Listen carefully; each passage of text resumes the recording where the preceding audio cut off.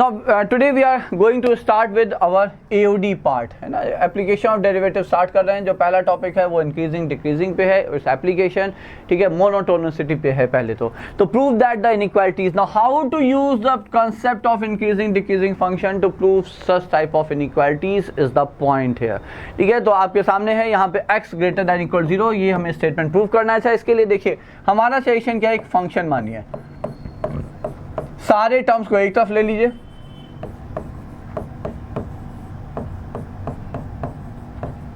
सारे टर्म्स को यहां पे एक तरफ ले लीजिए और उसको लेके मान लीजिए पूरे को एक फंक्शन माइनस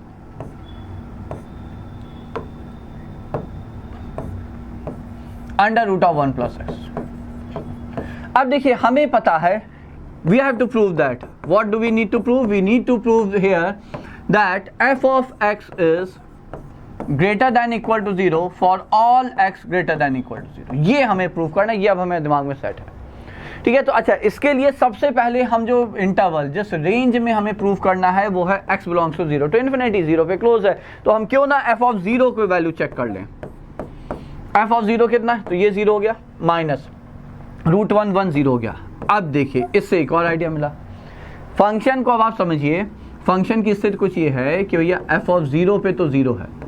अब राइट साइड पे बढ़ने पे फंक्शन को पॉजिटिव होना है, तो ऑफ कोर्स फंक्शन इंक्रीजिंग ही होगा, चाहे ओपन अप से जाए चाहे ओपन डाउन से जाए, फंक्शन इंक्रीजिंग ही होगा। So we know here that ultimately we have to prove f dash x is greater than equal 0, nothing else is possible, ये होना ही है। तो बस कॉन्फिडेंटली f डैश x निकालिए, ईश्वर दयालु हो ही जाएगा। ये तो 0 हो गया, x upon x plus under root of 1 plus x square, ठीक है, और into 1 plus 1 by 2 under root of 1 plus x square, chain rule 2x plus, अब x को डिफरेंशिएट कर लेते हैं तो ln वाला टर्म बाहर, ठीक, minus 1 by 2 times under root of 1 plus x square into 2x, ये आ गया। Let's simplify it, okay. तो भाई ये और ये हो गया, ये एलसीएम में है, ठीक है, और ये चला गया, ठीक है। नाउ व्हाट, अब देखिए यहाँ जब आप एलसीएम लेंगे तो under root of 1 plus x square plus x ऊपर नीचे कैंसिल हो जाएगा, ये आएगा x upon under root of 1 plus x square, okay, हो तो गया।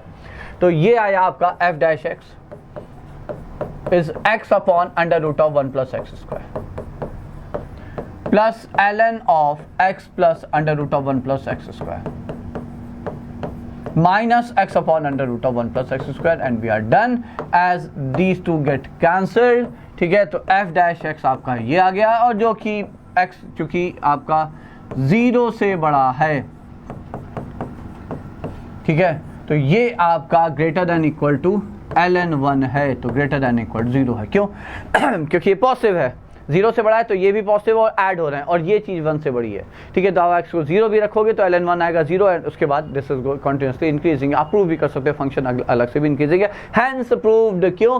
क्योंकि f 0 पे 0 है और f डैश x आपका पॉजिटिव आया, इसका मतलब फंक्शन इंक्रीजिंग है। तो 0 के बाद यदि फंक्शन इंक्रीजिंग है तो पॉजिटिव ही होगा, ऊपर ही उठेगा। सो दैट्स इट, ये हो गया आपका पहला question. Now let's move to the next question here, and that's again I will consider to be very important question here. f(x) is a monotonically increasing function for all x belonging to R. f double dash x is greater than equal to 0. f double dash x आपका यदि positive है, what does this mean? This mean curve is open up. Curve जो है वो open upwards है, curve is open upwards, ठीक है। And f inverse x exist, ठीक है, वो तो ठीक है। फंक्शन इंक्रीजिंग है, ये भी हमें पता है, f(x) is an increasing function. Then prove that, ये स्टेटमेंट आपको यहाँ पे प्रूव करना है, ठीक है। ओपन अपवर्ड्स कर्व जो कि इंक्रीजिंग है। अब यहाँ पे देखिए, पहली चीज़ तो ये सोचिए कि यदि, चलिए कर्व से पहले समझते हैं, फिर इसको कैलकुलस से भी, डेरिवेटिव वगैरह से भी समझेंगे। मान लीजिए हम कर्व की बात करते हैं, ठीक है। हमें पता है फंक्शन और उसका इन्वर्स एक दूसरे की मिरर इमेजेस हैं on the line y is equal to x। मान लीजिए y is equal to x line है, ठीक है। फंक्शन आपका इंक्रीजिंग है, f double dash x positive है, इसका मतलब कर्व ओपन अपवर्ड्स है। तो कुछ ये कर्व दिखेगा, y is equal to f(x) का दिखेगा कि नहीं बच्चों? ठीक है, अब इसकी जब मिरर इमेज लेंगे तो क्या फंक्शन डिक्रीजिंग हो जाएगा? नहीं होगा, कर्व से ओपन डाउन होगा। ये y is equal to f inverse x का कर्व, ये स्टिल इट्स इंक्रीजिंग, ठीक है। y is equal to f x increasing है तो ये भी इंक्रीजिंग है। इंपॉर्टेंट ये है कि एफ इनवर्स एक्स का कर्व ओपन डाउन होगा, ये क्लियर है, ठीक है। एक चीज हो गई। अच्छा, अब देखते हैं जरा, can we prove it like using the definition of increasing decreasing function. हमें पता है f of f inverse x g x मान लेते हैं, ये एक्स है, एफ इनवर्स एक्स को जी एक्स मान लिया, ठीक है। एफ एक्स इंक्रीजिंग है, इसका मतलब f dash t is always positive, differentiating both the side. F dash of g of x g dash x, याद रखिएगा जी एक्स इनवर्स है 1, तो जी डैश एक्स क्या आया 1 over f dash of g of x. तो देखिए प्रूव भी हो गया, क्योंकि f dash t is always positive, function increasing है तो उसका इनपुट कुछ भी रहे, टी रहे, जी एक्स रहे, एक्स रहे, वाई रहे, जेड रहे, क्या फर्क पड़ता है, इट्स ऑलवेज पॉजिटिव। तो ये तो प्रूव हो गया, ठीक है। अच्छा, कर्व्स आप देख, अच्छा इसी को दोबारा डिफरेंशिएट करेंगे। आई स्ट्रांगली बिलीव आपको ये सेकंड ऑर्डर डेरिवेटिव नेगेटिव आ जाएगा, कर्व ओपन डाउन आ जाएगा। अच्छा, ओपन डाउन की खास बात इस जिस पे बेस्ड ये क्वेश्चन है वो समझिए। 3 पॉइंट्स कंसीडर करिए। क्यों 3 पॉइंट्स मानेंगे? क्योंकि 3 पॉइंट्स हैं यहाँ पे, x1, x2, x3, ठीक है। अच्छा, फिर से एक क्वेश्चन हम लोगों ने पहले किया हुआ है, ठीक है, जहाँ पे फंक्शनल रिलेशन आपको याद हो बच्चों, जहाँ पे हमने बताया था कि सेक्शन फॉर्मूला, यहाँ पे वापस से आप देखिए सेंट्रॉइड दिख रहा है। ये x1, x2, x3 3 पॉइंट्स मानिए, उसके सेंट्रॉइड के कोऑर्डिनेट्स क्या होंगे? x1 plus x2 plus x3/3, और ये हो जाएगा y1 plus y2 plus y3/3, और ये है y is equal to f inverse x का कर्व, ठीक है। तो हमने 3 पॉइंट यहाँ पे माने, x1 मान लीजिए ये पॉइंट है आपका x1, y1, एक पॉइंट यहाँ मान लिया x2, y2, और एक पॉइंट यहाँ मान लिया x3, y3। 3 of course non collinear है भाई कर्व, ठीक है। तो 3 नॉन कोलिनियर पॉइंट एक ट्रायंगल ही बनाएंगे, तो ये एक इस तरह से एक ट्रायंगल बनता दिखेगा, ठीक है। ये A हो गया, ये B हो गया, ये C हो गया। इसका सेंट्रॉइड के कोऑर्डिनेट्स क्या होंगे? x1 plus x2 plus x3/3,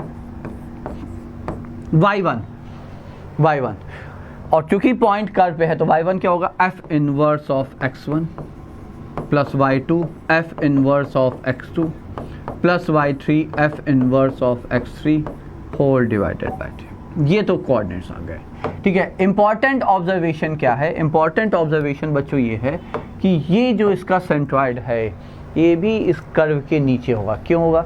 centroid जो है वो point of concurrency of median है।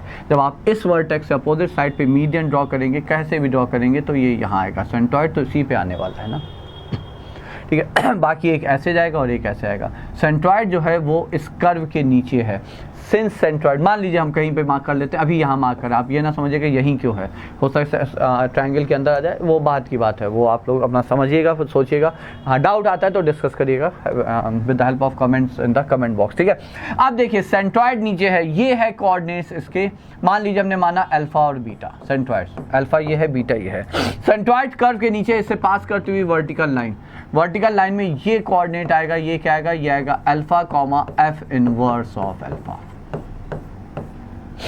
क्योंकि centroid lie below the curve, तो F inverse alpha is greater than F beta here. तो बस यही आपका यहां से आंसर आ गया। So here F inverse of alpha is greater than beta, ठीक है। एफ इनवर्स ऑफ अल्फा क्या हो गया? अल्फा है ये आपका, तो F inverse of x1 plus x2 plus x3/3 is greater than beta, और बीटा है ये, and that's what we have to prove here, ठीक है। f inverse of alpha is greater than beta, which is y1 plus y2 plus y3/3, ठीक है। so those were two according to me very important good questions based on like increasing, decreasing and application of derivative here.